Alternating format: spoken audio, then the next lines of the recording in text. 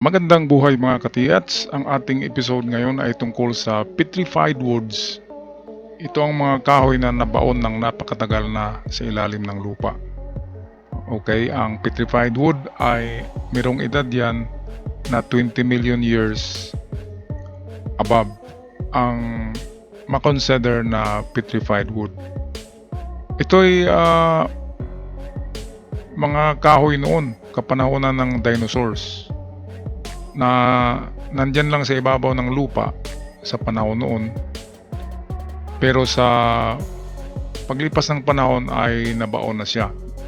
Ibig sabihin, ganun din ang ating Yamashita treasures, sa tagal ng panahon ay kumakapal ang lupa, kaya nabaon siya. Lalo na ito 20 million years ago ang mga petrified wood sa Indonesia at Malaysia. Doon minimina ito. Dito lang sa atin sa Pilipinas ay walang gaanong nagmimina nito, pero marami dito. Kasi marami sa Indonesia, marami sa Malaysia. Magkapareho lang naman tayo ng itong klima. Pareho tayong tropical country, kaya maraming kahoy. Maraming petrified wood sa ating underground. So ito, kung tingnan natin ang lalim mo. Ang lalim ng kanilang mina ay ikatatlong layer ng lupa. So nasa 10 metros. Sa ika-10 metros, doon sila mag-tunnel. Horizontal tunnel. Ang mga petrified wood ay nagiging petrified siya dahil sa tubig, dahil sa oxygen, at dahil sa pagputok ng bulkano. Kasi noong panahon ng dinosaurs, ang bulkano, dahil sa palaging sumabog, ang lumipol. Ang pumatay sa lahat ng mga dinosaurs ay bulkano. Kaya ang volcano ashes, yan ang nag-preserve sa kahoy, at karamihan ng silika na galing sa abo ng bulkano ay pumapasok yan sa mga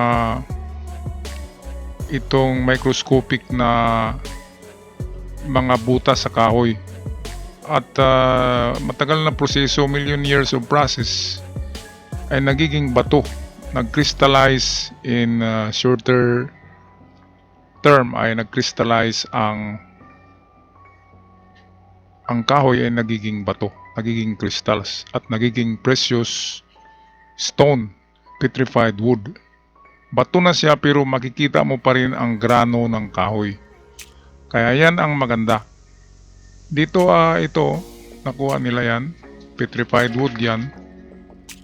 May halaga pa rin yan dahil fossilized wood nga siya. At dahil million years of age, ay meron talagang halaga ang mga milyones na bagay na edad. Katulad na lamang ng meteor. Ang meteor ay 4 billion year old ang mga meteor, kaya napakamahal. Kaya itong mga petrified wood, halimbawa mga katiyats, kayo makasalubong nito sa paghukay nyo ng tunnel, ay iahon nyo yan. Kasi pera na yan. At anuhin nyo yan, i-stack nyo lang sa bahay nyo.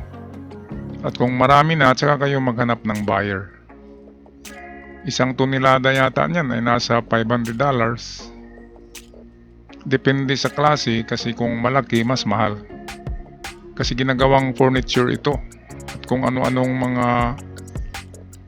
kagamitan sa bahay, mga collectible, example, plato, ashtray, figurine, lamesa, upuan, ang mga mayayaman ang nag-order nito. Kasi parang marble na rin siya, at ang ganda tingnan ng texture niyan kapag na-polish na yan.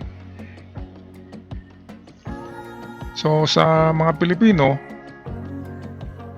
akin ito in-upload para at least meron tayong pandagdag ng kaalaman sa mga mamahaling bagay na nasa ilalim ng ating lupa.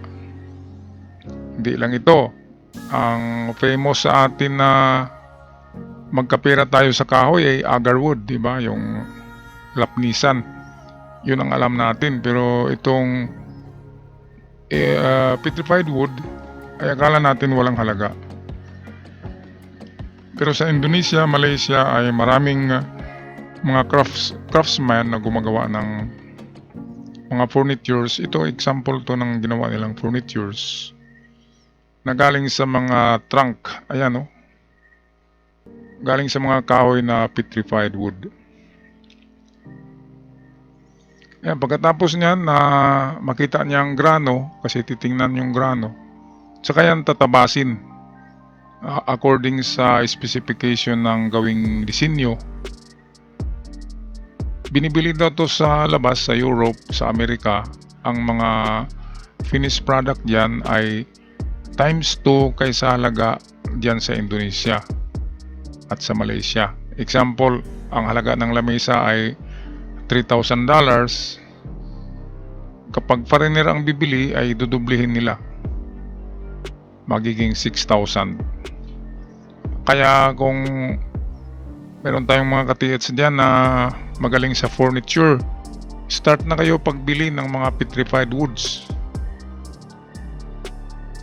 Kasi yan ang wala pa sa atin na furnitures, ang mga petrified wood. Meron tayong mga kahoy dito, yung driftwood. Yung driftwood naman ay kahoy lang talaga yun. Ito, bato talaga ito, pero ang texture niya ay kahoy. Dahil sa siya ay kahoy noong 20 million years ang nakalipas. At nag-crystallize lang siya at nagiging bato. At meron siyang mga texture na parang gemstones. Ayan, ang ganda. Balikan nga natin. Sino bang magakala na kahoy itong makikita nyo ngayon? Ayan. Meron siyang texture ng ayan, parang dinisenyo talaga. Kaya kapag ganito na section na merong mga parang drawing na lumabas, yan ay napakamahal na yan kasi pwedeng i-display yan, pwedeng gawing frame. Hindi lang yan antique, talagang matagal na yan.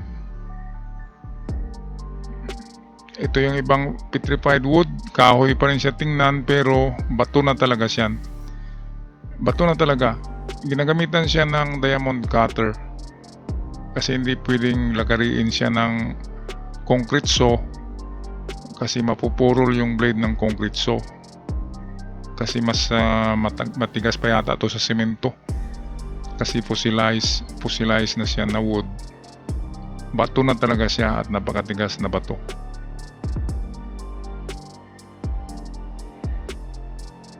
Ito na yung pag-cut using diamond blade cutter. Kaya maproseso din ang nito, ang pag-process, kaya napakamahal. Pero kung tingnan mo naman, parang marble stone na mayroong disenyo. Pero yung disenyo niya ay original talaga yun na texture. At million years ang nakalipas. Hindi lang 1 million, 20 million years ago bago magiging petrified wood ang isang kahoy na nakabaon sa lupa. Pero kung hindi yan umabot ng 20 million years, hindi pa yan fossilized, hindi pa rin yan matatawag na petrified wood. Wood pa. Kahoy pa rin. Kasi pagkakaiba ng petrified saka yung kahoy na ordinaryo ay times 3 na mabigat. Times 3 na mabigat ang itong petrified wood kaysa kahoy. Okay, at dito makikita natin ang ganda-ganda talaga ng texture niyan. Ayan, parang ano siya, itong precious stone na yung itim, tapos meron siyang grano na kahoy tingnan pero bato pa rin yan dahil petrified na siya. Wala nang kahit kunting natirang kahoy diyan. Lahat na yan ay bato na talaga yan, pero ang texture niya kung tingnan ay parang kahoy. Kaya napakamahal ng petrified wood na mga furnitures at iba pang gagamitan na gawa galing dito. Okay, kaya kung tayo makasalubong yan sa ating paghuhukay sa tunnel, huwag nyong basagin yan. Bagkus ilabas yan ng buo kasi mas malaki ay mas mahal. at ipunin nyo na lang yan. Merong lalapit sa inyo na buyer niyan kapag kayo nakakuha. Huwag kalimutan petrified wood na halos bato na talaga siya. So ganyan na klase ng mga petrified wood ang dapat na itago nyo or kuhain nyo mga katiyats. Alright, so hanggang sa muli, ako'y magpaalam na at ingat kayong lahat mga katiyats.